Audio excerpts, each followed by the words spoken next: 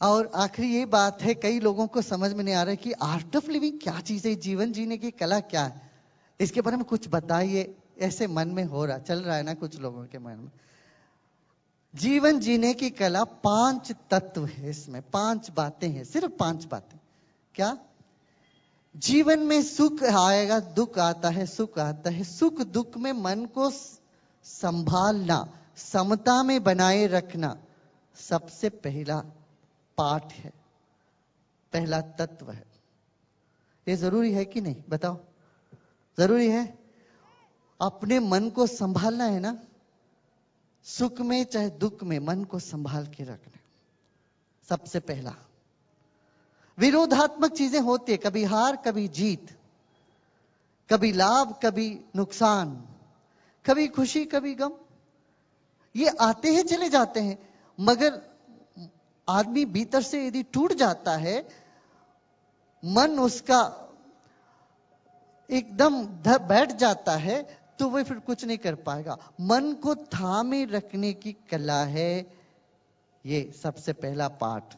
दूसरा पाठ है जीवन जीने की कला का दूसरा पाठ, जो व्यक्ति जैसा है उनको वैसे स्वीकार करें। हम चाहते हर कोई मेरे जैसे हो, कहां संभव है? सासू जी चाहती है बहू मेरे जैसे हो, जो मैं कहता हूं वही सही वही माने।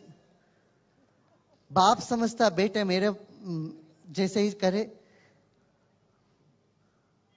संघर्ष शुरू हो जाता है घरों में, समाज में।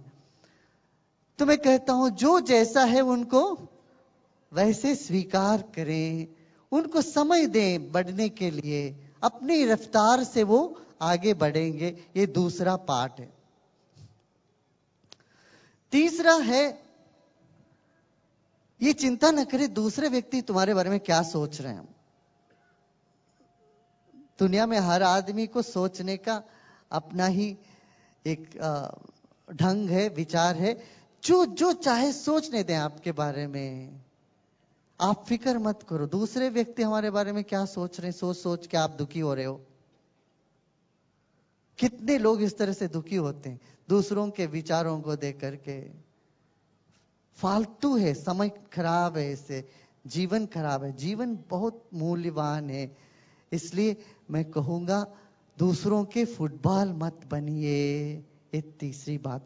चौथी बात है, जब हमसे भूल होती है तो हम कहते हैं कि हम भूल हो गया जी क्या करें।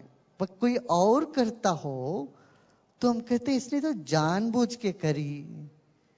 किसी और के भूलों पर हम समझते हैं इसने जानबूझ के करी। सो न करिए, क्षमा करें। ये ना सोचें दूसरा आके हमसे माफी मांगे तब माफ करूंगा। मांगे ना मांगे, अपनी तरफ से सबको माफ कर दो कि आपका मन खाली हो जाएगा, आप खुश रह पाओगे, आप हल्का महसूस करोगे। नहीं तो जिसके ऊपर नफरत है वो दिन रात आपका मगज खाता रहेगा, वो व्यक्ति बैठ के, तुम वैसे हो जाओगे उनके जैसे। इसलिए मैं कहता हूं क्षमा कर दो, माफ कर दो। कोई माफी मांगे बिना भी माफ कर दो। तुम कम से कम अपने मन को बचा लेना। क्षमा ये बहुत बड़ी चीज है, बहुत मुख्य चीज है।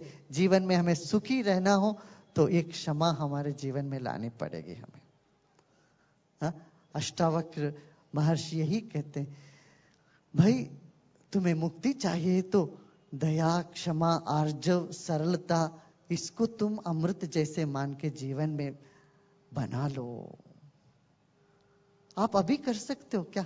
देखिए आज तक की जिन जिन के तरफ तो आपकी नफरत है, कुछ है, द्वेष है, एक ही मिनट लगता है उसमें।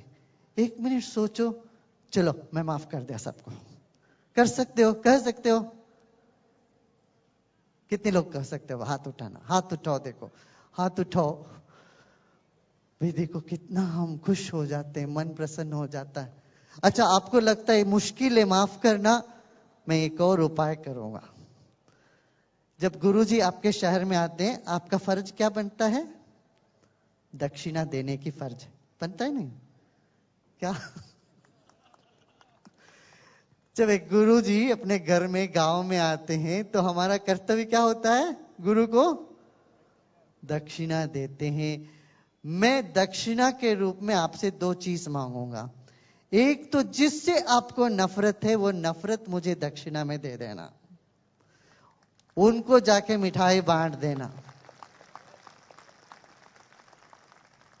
और दूसरी बात, आपके मन में कोई चिंता सता रहा हो, वो चिंता को भी आप मुझे दक्षिणा के रूप में दे दो। अपनी चिंता मुझे दे दो। यही दो दक्षिणा मुझे चाहिए। आप मुस्कुराते मुस्कुराते रहो, जीवन में आगे बढ़ो, सेवा के काम में लगो, सबकी सेवा करो। वही ईश्वर पूजा है।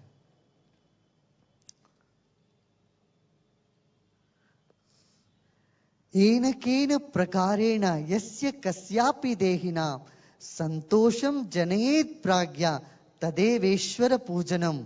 ईश्वर की पूजा क्या है? किसी भी तरह से सब लोगों के मन में खुशी पैदा करो, संतोष पैदा करो, यही सबसे बड़ी ईश्वर की पूजा है। कितनी बड़ी बात, सुंदर बात कह दी हमारे पूर्वजों ने, है ना। और पांचवी चीज है, पांचवी तत्व जो आर्ट ऑफ लिविंग का जो फाउंडेशन है, वो है वर्तमान में जीना। अब अब अब अब बीती हुई समय जैसा भी हुआ हो, उसको लेके पोस्टमार्टम करते हुए, विषाद करते हुए समय नहीं बिताना। हम 70-80% हमारा समय व्यर्थ करते हैं बीती हुई बातों को लेके। वो क्यों हुआ, कैसे हुआ, ये सब इंक्वायरी कमीशन बिठाते रहते हैं हम लोग। इसमें पैसा खर्च, समय बर्बाद, सब बीती हुई समयों को लेके अफसोस करते रहना मूर्खता है। बुद्धिमत्ता यही है जो बीत गई उससे पाठ सीखा, वर्तमान में खुशी से आगे बढ़े, वर्तमान में जियो। ये जीवन जीने की कला है। अच्छा, आप ये कहोगे गुरुजी ये सब सुनने में अच्छा है, जीवन में उतरना मुश्किल लगता है। तब मैं कहूंगा सुदर्शन क्रिया करो, प्राणायाम करो, देखो कैसे जीवन में ये सहजता से निखर आएगी।